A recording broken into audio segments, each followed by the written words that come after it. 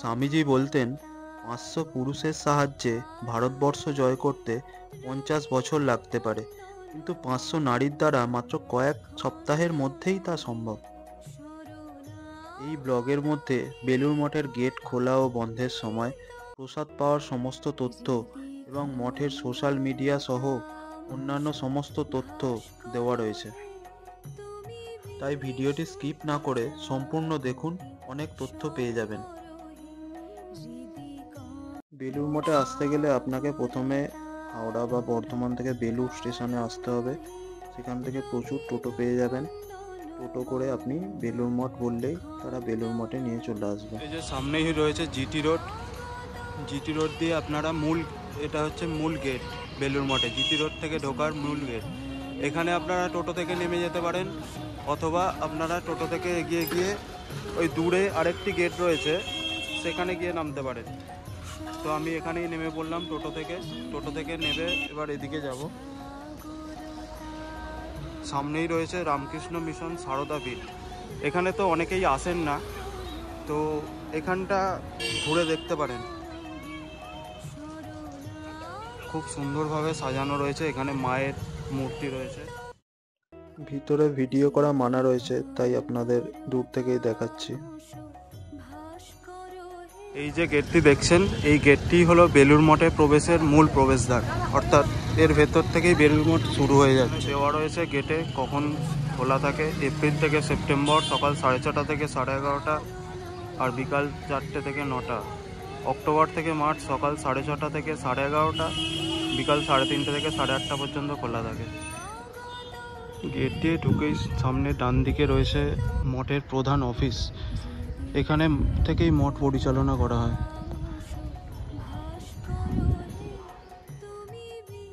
বেলুড় মঠ সারা বছর ধরেই বিভিন্ন স্বাস্থ্য পরিষেবা, শিক্ষা, নারী কল্যাণ, ত্রাণ, বিভিন্ন সংস্কৃতি অনুষ্ঠানের আয়োজন করে থাকে।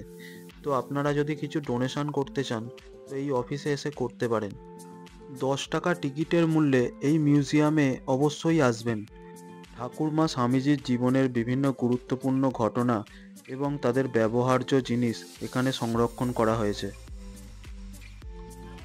এটি হচ্ছে মূল মন্দিরে প্রবেশের মূল গেট। এর ডান দিকেই রয়েছে টয়লেট, পানীয় জলের ব্যবস্থা। চলুন মেন গেট দিয়ে ঢোকা যাক।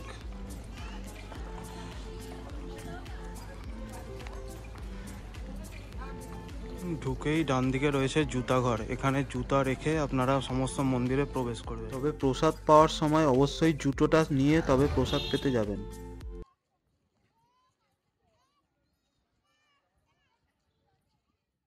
রং বেরঙের বিভিন্ন ফুল দিয়ে মন্দির চত্বরকে সাজিয়ে তোলা হয়েছে, যার ফলে মন্দিরকে যেন আগের থেকে আরো সুন্দর লাগছে।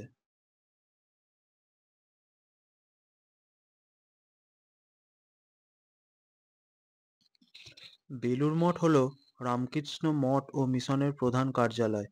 স্বামী বিবেকানন্দের পরিকল্পনা মতো মন্দিরের নকশা তৈরি করেন স্বামী বিজ্ঞানানন্দ। সারা ভারত এবং বিদেশের বিভিন্ন জায়গা ভ্রমণকালে স্বামীজি বিভিন্ন ধর্মের মন্দির, মসজিদ, গির্জার বিভিন্ন ধরনের গঠনশৈলী লক্ষ্য করেন, এবং বেলুড় মঠের মূল মন্দির তাই বিভিন্ন ধর্মের প্রতিষ্ঠান, অর্থাৎ মন্দির, মসজিদ, গির্জার আদলেই তৈরি করা হয়েছে। সারা ভারতবর্ষ থেকে তো বটেই, এমনকি বহু বিদেশি পর্যটকও সারা বছর ধরে এই পবিত্র মন্দির দেখতে ভিড় জমান। মঠে এসে প্রথমেই আপনারা মূল মন্দিরে দর্শন করে নেবেন। শ্রী রামকৃষ্ণদেব সেখানে রয়েছেন।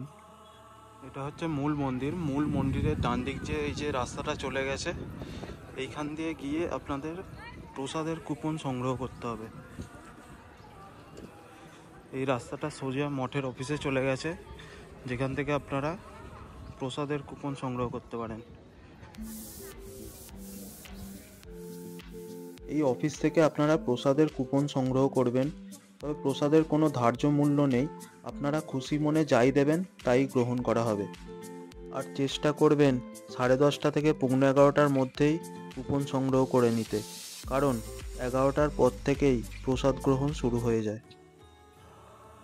স্বামীজি মাঝে মাঝেই এই আম গাছটির নিচে একটি খাটে বসতেন এবং ভক্তদের সাথে দেখা সাক্ষাৎ করতেন। আজও রয়েছে এই আম গাছটি। স্বামীজি বলতেন, দুর্বল মস্তিষ্ক কিছুই করতে পারে না, আমাদের সবল মস্তিষ্ক হতে হবে।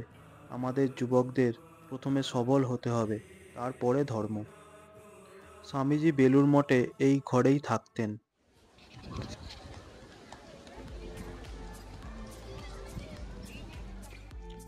আমাদের সকলের মতো বেলুড় মঠেরও একটি অফিসিয়াল ইউটিউব চ্যানেল এবং ফেসবুক অ্যাকাউন্ট রয়েছে, যার নাম হলো Ramakrishna Math and Ramakrishna mission Belur Math. YouTube চ্যানেলে বেলুড় মঠের বিভিন্ন অনুষ্ঠানের লাইভ সম্প্রচার করা হয় এবং ফেসবুক অ্যাকাউন্টে বেলুড় মঠের বিভিন্ন খুঁটিনাটি তথ্য এবং দৈনন্দিনের জন্য ফটো আপলোড করা হয়।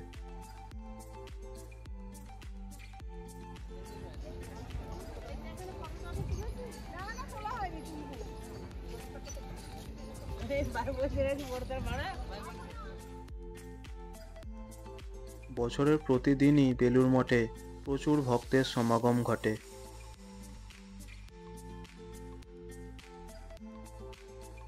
যে সামনে ওটি দেখা যাচ্ছে, ওটি ব্রহ্মানন্দ মন্দির, পাশেই মায়ের মন্দির এবং তারপরেই রয়েছে স্বামীজির মন্দির। এটি ব্রহ্মানন্দ মন্দির। তিনি ছিলেন রামকৃষ্ণের অন্যতম প্রধান শিষ্য, যিনি রাজা মহারাজ নামে পরিচিত ছিলেন। পরবর্তীকালে তিনি রামকৃষ্ণ মিশনের প্রথম অধ্যক্ষ রূপে নির্বাচিত হয়েছিলেন। বেলুড় মঠের পাশ দিয়েই পবিত্র গঙ্গা বয়ে গেছে।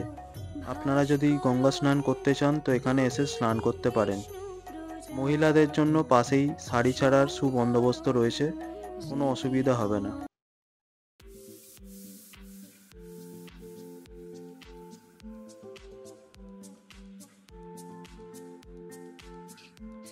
দক্ষিণেশ্বর থেকে বহু ভক্ত আসেন লঞ্চে করে এই বেলুড় মঠ পরিদর্শন করার জন্য। মা বলতেন, জানবে কেউ না থাক, তোমার একজন মা আছে। আমি মা থাকতে ভয় কি? গঙ্গার একদম পাশেই মায়ের মন্দির। মাকে একবার দর্শন করলেই মন শান্ত হয়ে যাবে। অবশ্যই দর্শন করবেন। স্বামীজি বলতেন, ঘৃণার শক্তির চেয়ে প্রেমের শক্তি অনন্ত গুণে বেশি শক্তিমান। মায়ের মন্দিরের পাশেই এটি স্বামীজির মন্দির।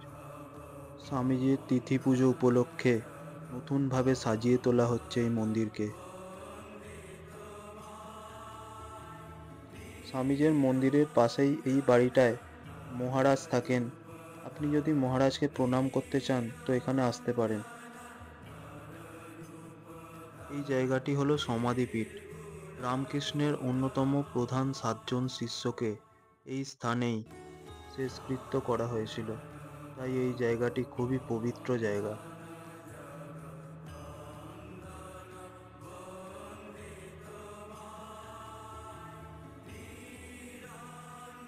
স্বামীজির মন্দিরের পাশেই রয়েছে এই বেলগাছ। এই বেলগাছের নিচে স্বামীজি প্রায়ই বসতেন। এটি ফেরিঘাট যাওয়ার রাস্তা।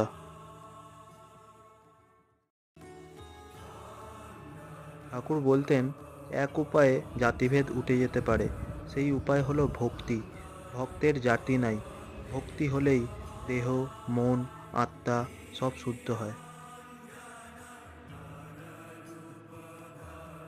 বেলুড় মঠে সমস্ত ধর্ম, সমস্ত ভাষাভাষী, ধনী দরিদ্র, পুরুষ নারী সবাই আসতে পারেন, এখানে কোনো নিষেধ নেই। ফুল তো আমরা সকলেই ভালোবাসি, আর এই শীতকালে যদি আপনারা বেলুড় মঠে আসেন তো অসাধারণ এক অভিজ্ঞতা হবে। চারিদিক ফুল দিয়ে সাজানো, খুব সুন্দর লাগবে।